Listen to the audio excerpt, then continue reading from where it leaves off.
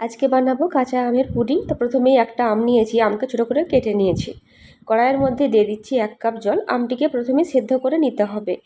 জলের মধ্যে আমগুলিকে দিয়ে দিলাম, দিয়ে ঢাকা দিয়ে রাখছি 5 মিনিটের জন্য। 5 মিনিট পর ঢাকনা খুলেছি।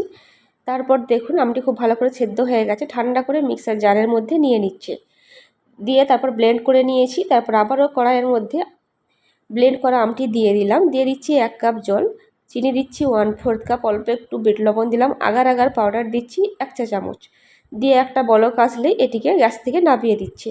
তারপর এর মধ্যে দিয়ে দেবো গ্রিন ফুড কালার। এখানে আমি 3 থেকে 4 ফোঁটা গ্রিন ফুড কালার ব্যবহার করছি। তারপর খুব ভালো করে মিশিয়ে নিয়ে একটি ট্রের মধ্যে সেট করে নেব। তারপর নর্মাল ফ্রিজে রেখেছিলাম 15 মিনিট। 15 মিনিট পর দেখুন জেলিটা খুব ভালোভাবে সেট হয়ে গেছে। পুরো ভিডিওটি দেখাতে পারলাম না। পুরো ভিডিওটি দেখার জন্য ভিডিওটির নিচের দিকে যে রেড অ্যারো চিহ্নটি আছে তার নিচের লিঙ্কটিতে ক্লিক করলে আপনারা পুরো ভিডিওটি দেখতে পারবেন।